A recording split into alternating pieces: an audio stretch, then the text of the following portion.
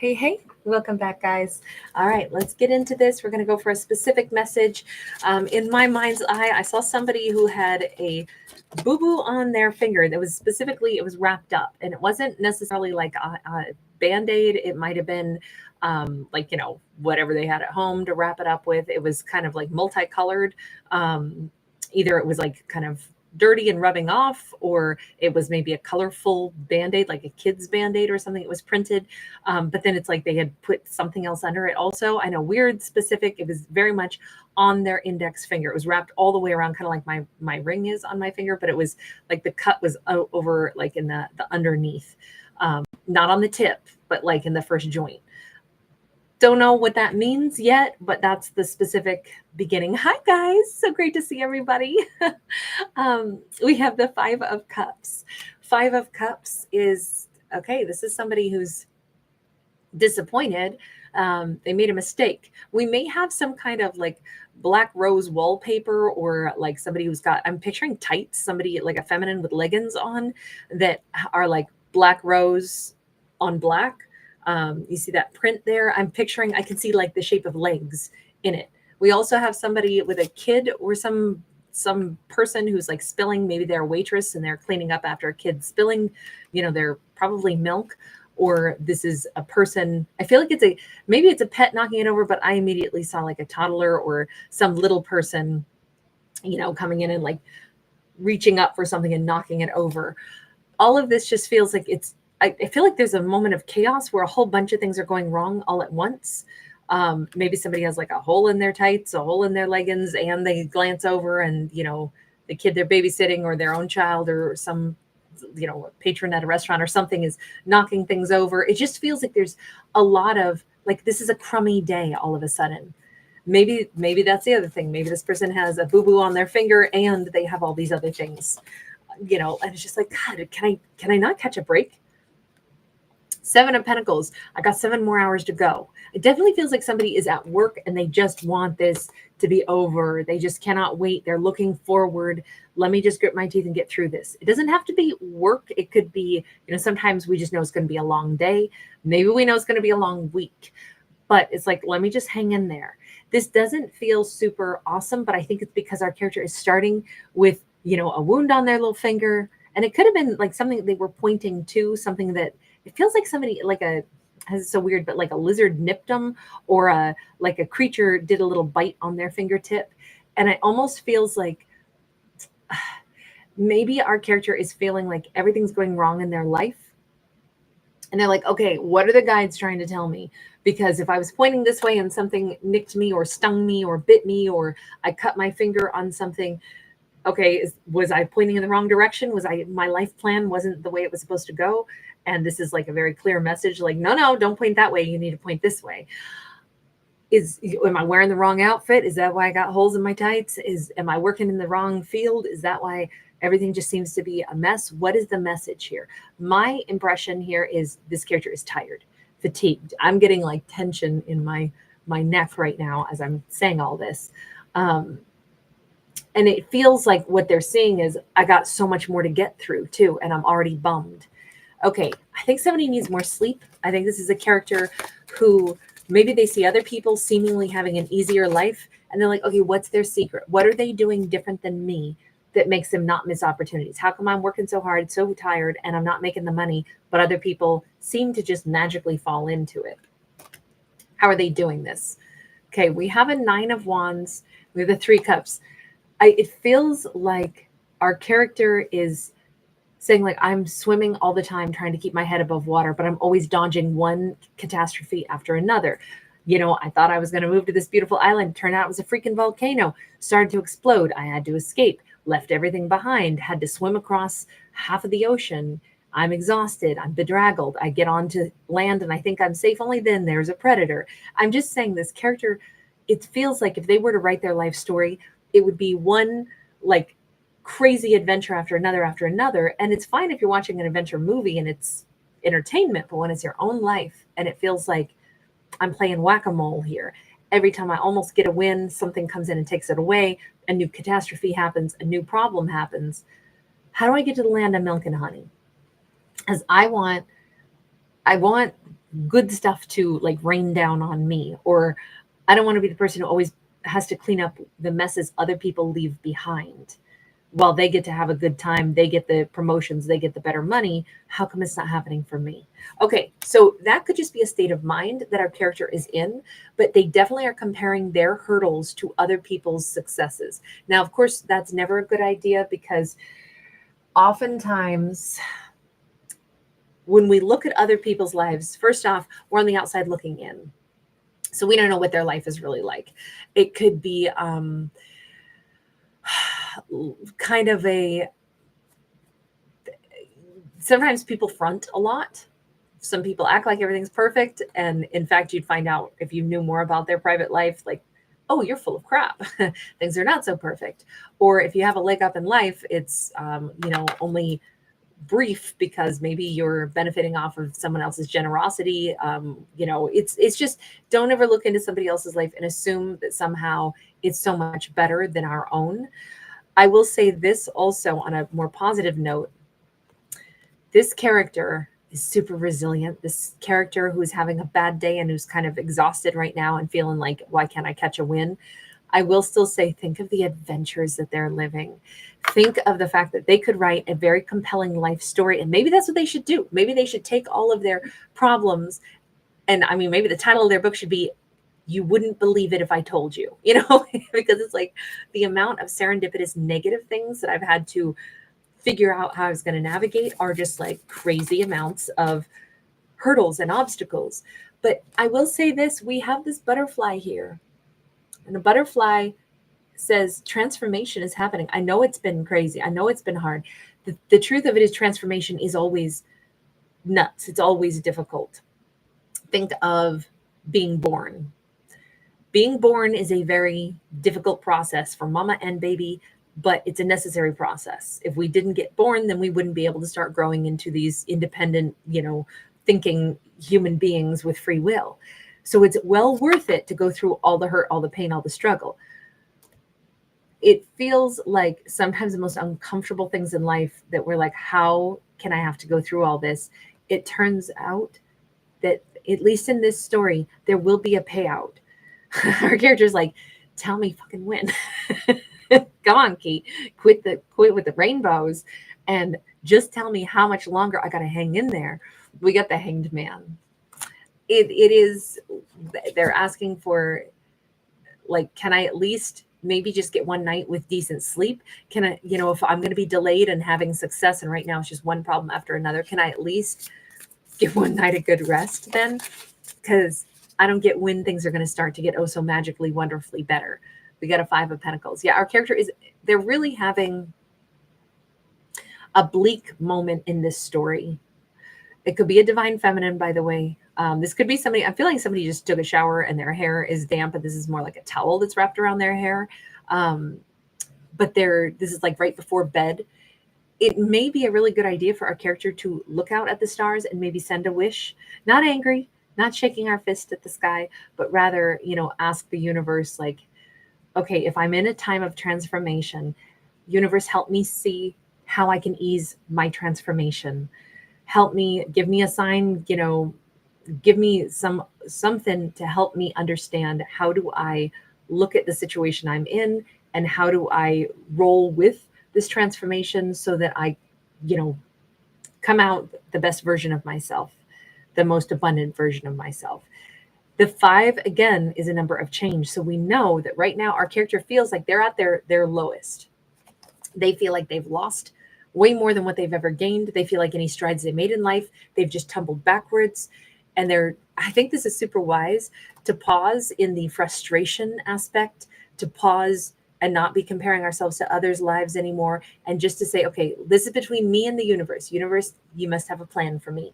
Universe, there must be a way for me to understand why this is happening and to like lean toward the most positive outcome for myself.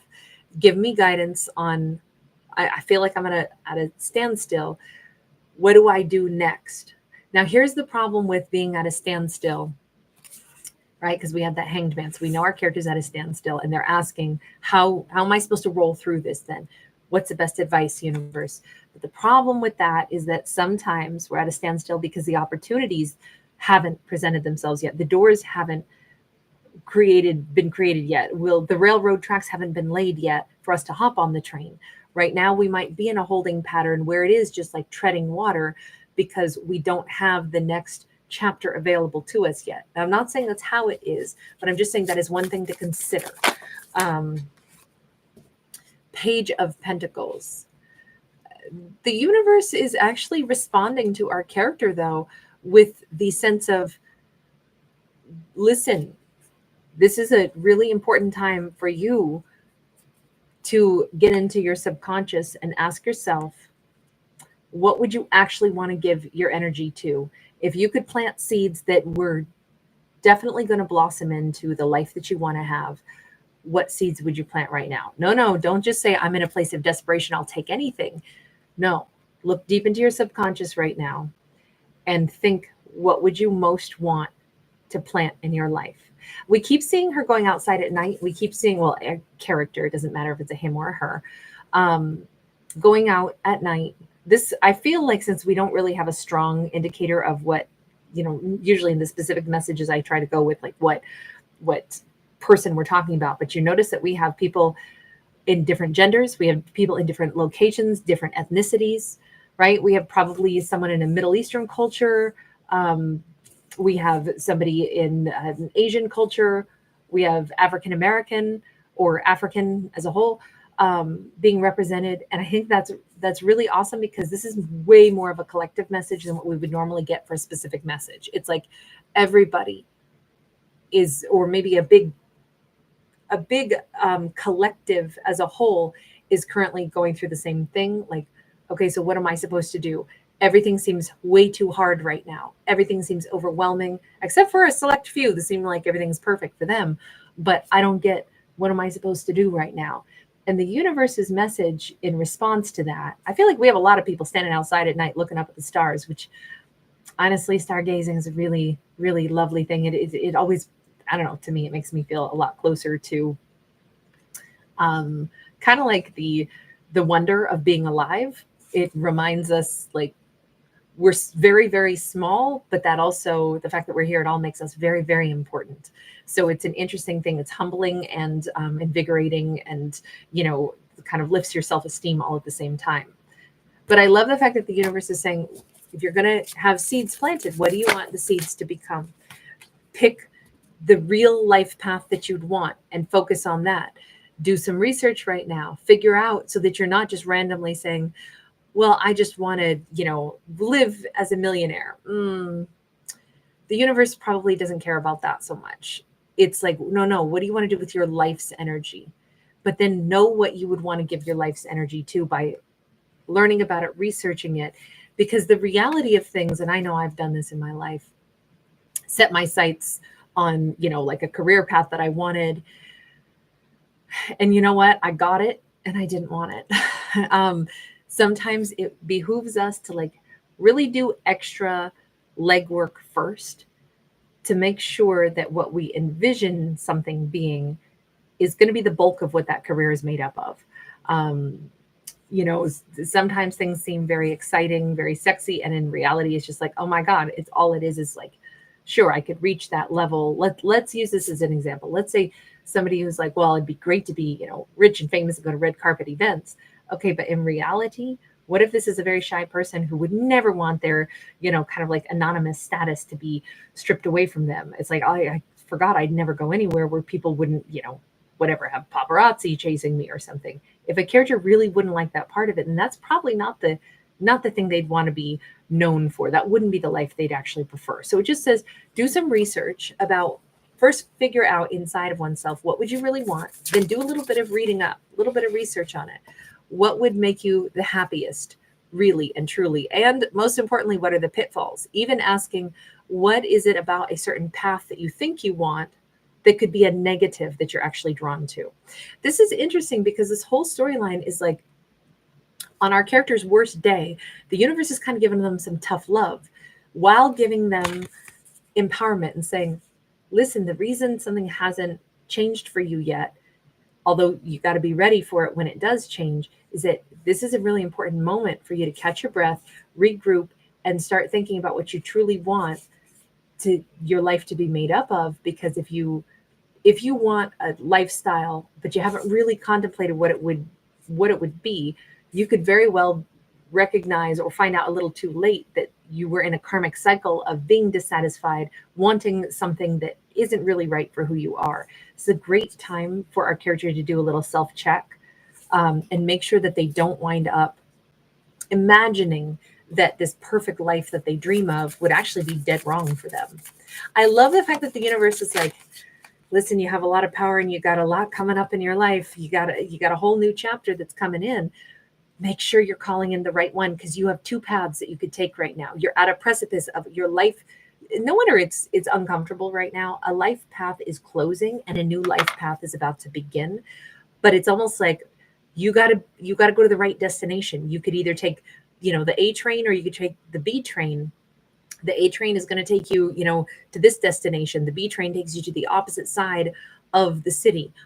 Which side of the city do you really want to live on? Where do you want the destination to be? You've got to think about this.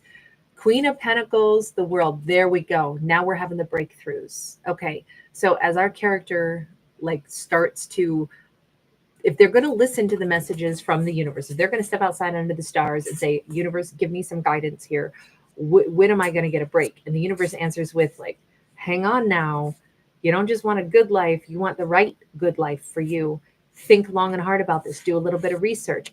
I think it could get our character back on track. And they're like, oh shit, I was so thinking that I wanted this particular lifestyle and it sucks. I wouldn't want that at all. I thought I would want to go live in a big city, have this sexy femme fatale persona. Actually, I don't. I don't even like gambling. I don't want to sit in a casino all night. I don't really like huge crowds. I don't really want to be in a huge city dressed in fancy clothes. I actually kind of prefer a little bit more time spent outside, and then I can just go and visit the big city. But I'm more country than I am big city. Whatever this is, it's a big breakthrough.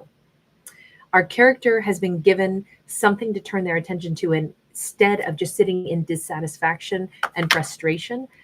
They needed first to understand that life will change, but we direct it. And if we don't know, imagine if you're trying to tell your horse where to go and they're drawing your buggy, but you have no clue where you want the horses to go. So you're pulling on this and you're pulling on that, and the horses are weaving. You're not going to make the best use of your time. You're going to confuse your horses. This is a great time for a character to dial in what they authentically want. I do not see this person as a femme fatale who wants to be a movie star. I don't really think that that's even the glamorous life is maybe not their preferred choice after all. We see very earthy cards. Now, we do have somebody who's I'd like to retire in comfort. Okay, absolutely.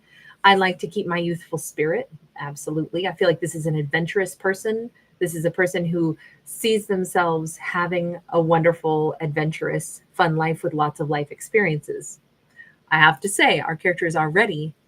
That's a strong element of who they are. They have a ton of resilience in this story. They've already been living crazy experiences that would make a good mini series or good book. So on one hand, our character's life so far, even their obstacles, I kind of think fit with who this character is. They didn't sign up for a dull life, and they're no weakling.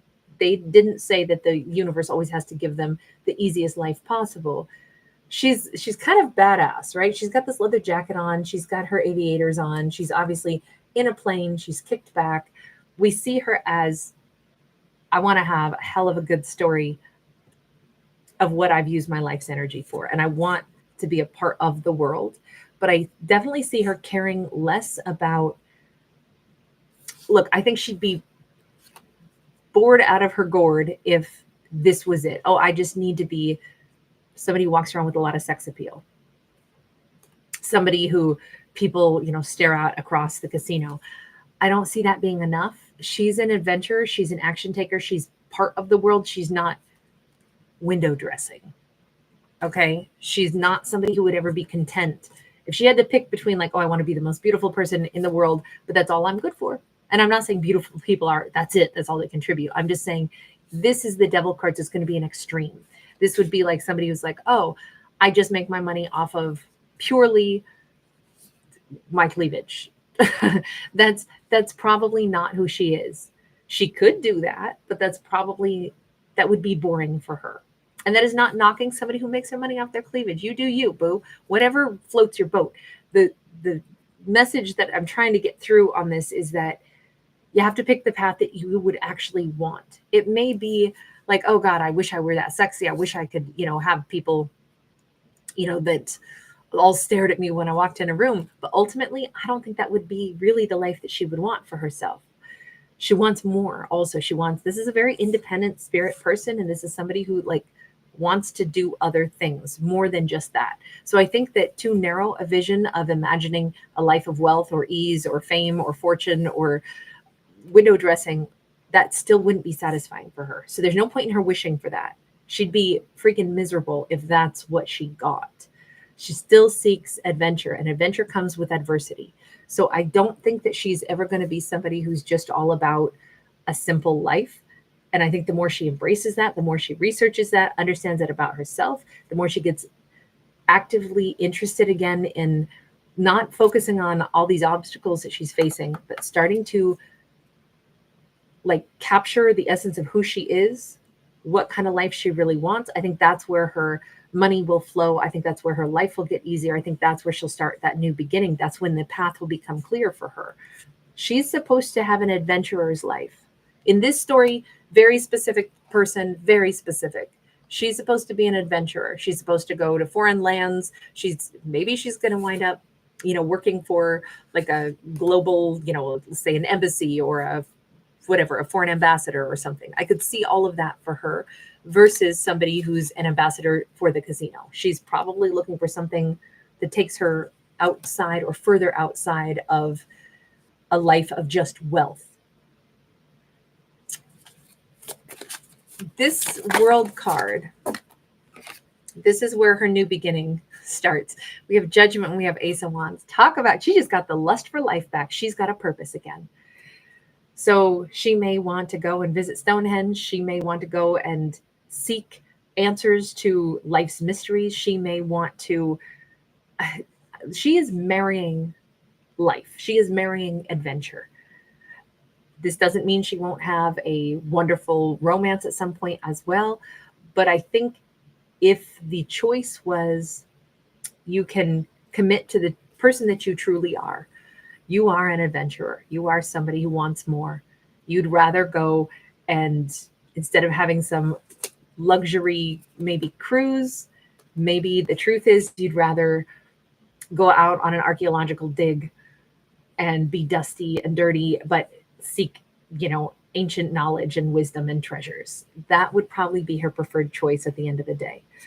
I'm not saying she can't do all of it, but I'm just saying this storyline says she was about to be disgruntled, or she's been disgruntled, and she's been wanting an easier life path or wanting more success for herself and wondering how come she never gets it. But the universe reminds her, are you sure that's all you'd want? Because I don't think that's who you are.